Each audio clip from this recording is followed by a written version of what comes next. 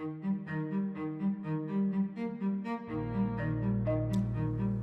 on a dangerous path. Humanity is emitting greenhouse gases, changing the climate, and threatening ourselves and other species and future generations in many, many very dangerous ways. We need to respond to this challenge. We use two terms to reflect two different ways of responding, both of which are important. One term, mitigation, means to reduce what we're doing that's causing the climate to change. So we want to mitigate climate change by reducing the anthropogenic or human-caused emissions of greenhouse gases. The other term that we use is adaptation. That means learning to live with climate change as best as possible, to protect our cities from storm surges, to protect our crops from high temperatures or flooding or droughts by helping to improve the quality of the seeds to have traits like drought resistance or heat tolerance or submergence tolerance in the seeds by advanced breeding of seed varieties.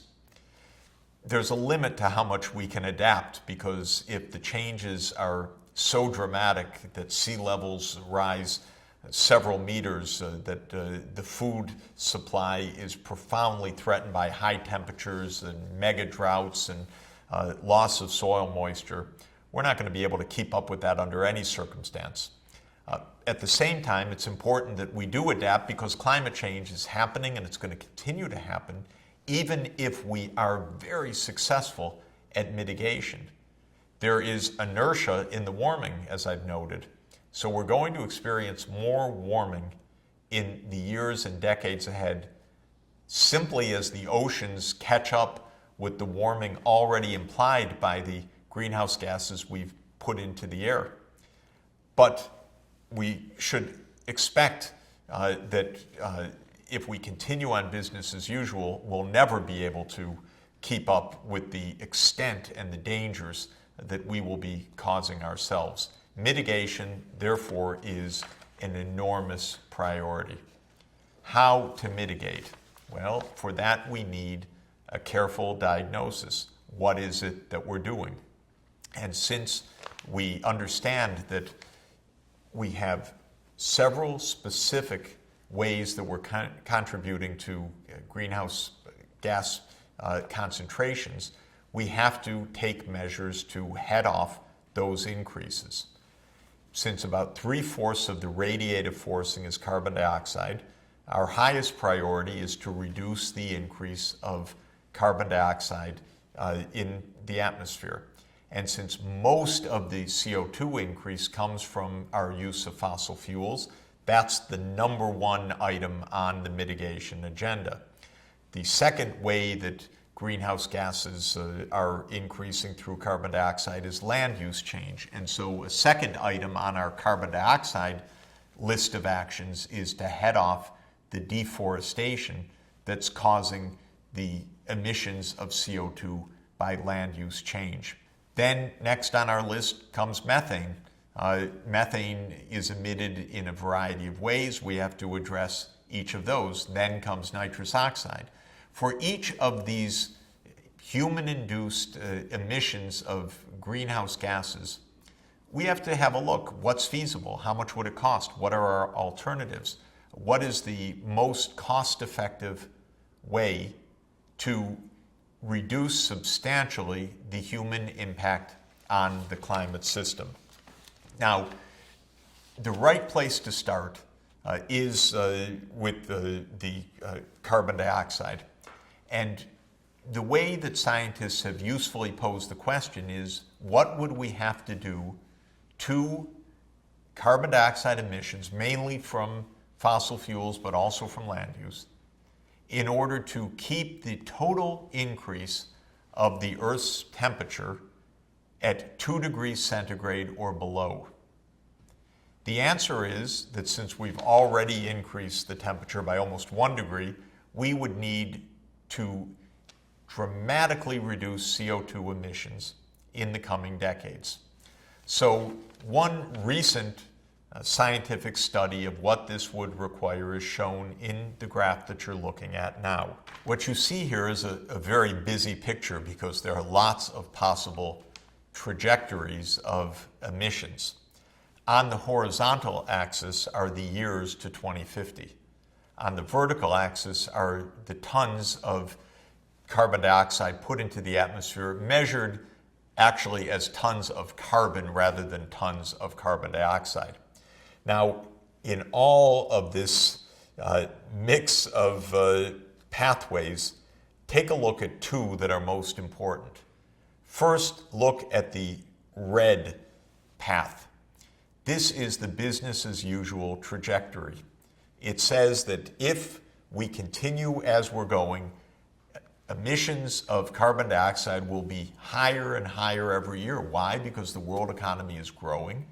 As it grows, it's using more energy. On business as usual, that energy is going to be fossil fuel, and the CO2 emissions will rise. What trajectory of CO2 is needed to avoid 2 degrees centigrade increase? That's shown in the blue trajectory. It says while CO2 emissions per year have been rising, now they have to start falling, and falling sharply. We want the world economy to grow because we want poor countries to be catching up with the richer countries in living standards.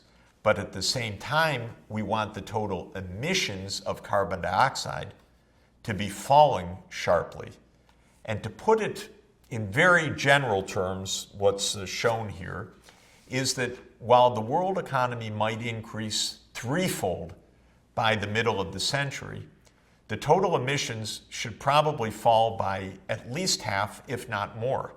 That means that emissions per dollar of output need to decline by a factor of 6 or even more.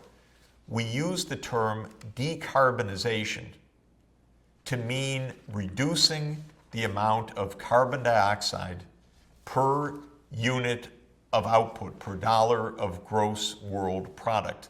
We need a deep decarbonization of the world economy. But since most of the carbon dioxide comes from fossil fuel, we need a sharp reduction in the use of fossil fuel, at least in the way that we use fossil fuel now. One fascinating, quite wonderful study recently done asked the question, so how could California, a major part of the US economy, reduce its emissions by 80% by the year 2050? How could California, in effect, decarbonize the California state economy? And the answer is really important for us because it's the general principles of mitigation. 3 categories of action. First, energy efficiency. Get more output per unit of energy input. How can we do that? Through more efficient appliances, for example. Through light bulbs, whether it's compact fluorescent light bulbs or light-emitting diode light bulbs as opposed to our more than century-old incandescent bulbs. These are examples of new technologies that allow us to get more for less, more output per unit of energy. The second thing we need to do is to shift our energy supply, our primary source of energy. Instead of using coal, oil, and gas, all of which emit CO2, we need to use wind or solar power or other low-carbon technologies. The third category of action is to take parts of the economy where we now use fossil fuels other than the electricity sector, convert those other sectors to electricity, and then run those new electrified sectors of the economy on electricity produced by low-carbon energy sources. So what do I mean? Well, take the case of automobiles with internal combustion engines. We know that those automobiles, instead of running on internal combustion of petroleum can run on electricity. In fact, they can do a lot of really clever and smart things for a very safe and comfortable ride as electric vehicles. And those electric vehicles need to be charged. You plug them into a power source. And if the power source itself is a low carbon energy producing the electricity, for instance, wind farms that are used to charge the automobiles, then we have a dramatic reduction of carbon emissions coming from automobile use. And so by electrifying the fleet of automobiles and charging that electric fleet on a clean energy grid, we could have a dramatic reduction as well.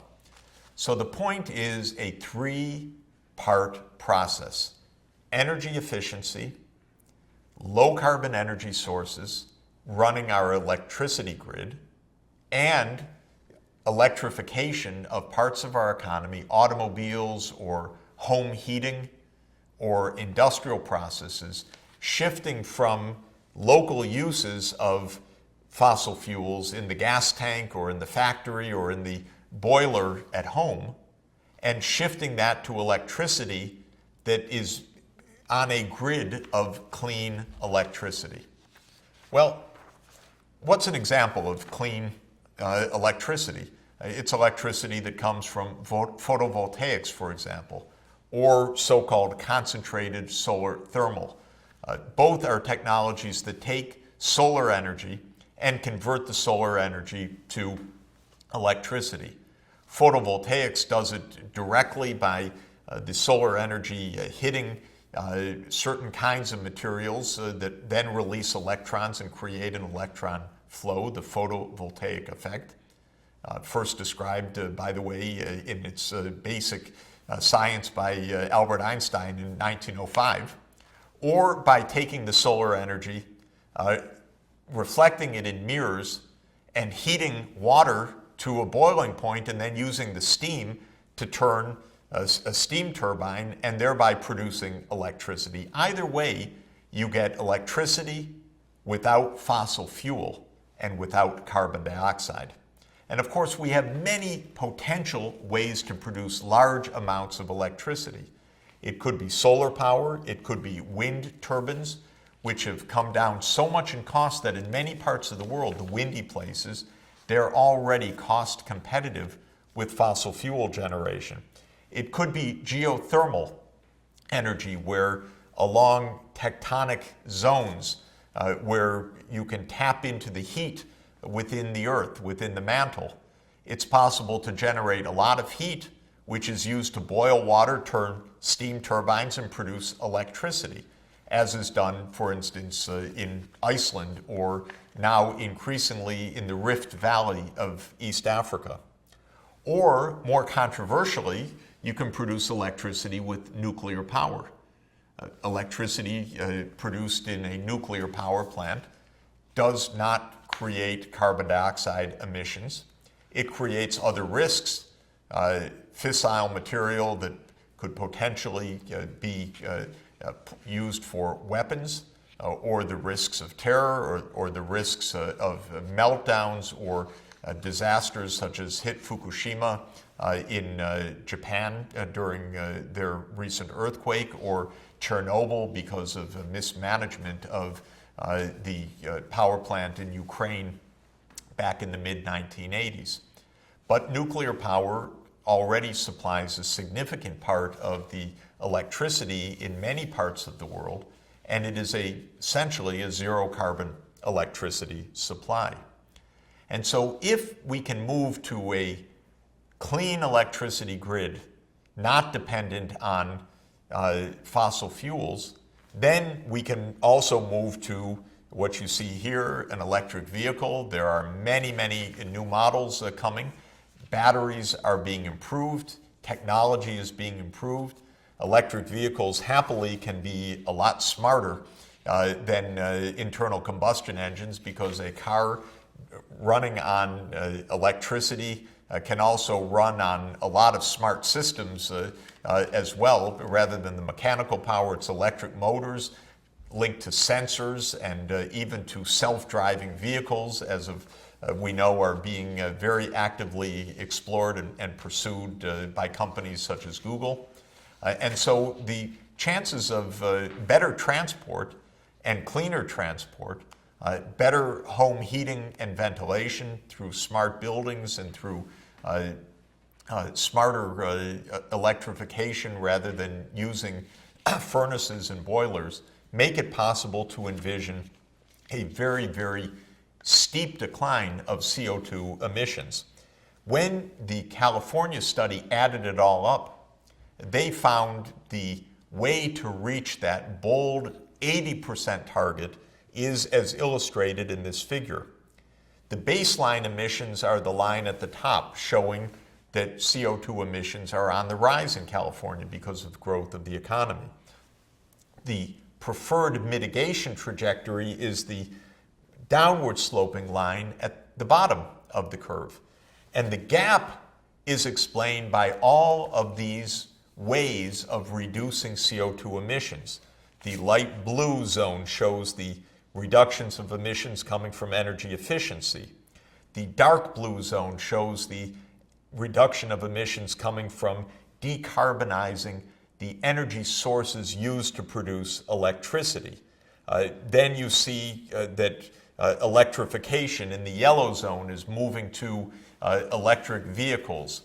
There are also other smaller categories of turning to biofuels, for example. What is a biofuel? It's of course using somehow a natural biologic process to produce a fuel that's a substitute for fossil fuel. And so there are many, many ways to mitigate, but the broad categories through energy efficiency, a clean electricity grid, and electrification have been shown by many studies to be the pillars of any successful strategy. Here's the good news. All of these technologies are within reach. All of them have potential ability for large scale. There are solutions, in other words, that are within reach, and we're going to look at some of those solutions shortly, at what can be done in different parts of the world to make a very large correction in this dangerous path that we've been on. Now, there's one more idea around. I'm not an advocate at all. Many people are very worried about it, though a few scientists are very excited. It is the Band-Aid approach, shown here with the planet, with the Band-Aid on top of it. It's called geoengineering. The idea is, well, maybe we won't really stop the carbon emissions, but we can find other things to do to compensate for the effect. One idea, it's an actual idea, though I find it very frightening, is that while the carbon dioxide's warming the planet, we would put up particles into the air, sulfate aerosol particles, that would dim the sunshine and actually cool the planet to offset what we're doing with the carbon dioxide. Feed the air with one poison, and the idea would be, well, let's add another poison to kind of compensate. The problem is it doesn't really compensate. It most likely adds some significant dangers. It doesn't stop the increase of CO2, it doesn't stop the acidification of the oceans, it doesn't stop the changing patterns of precipitation.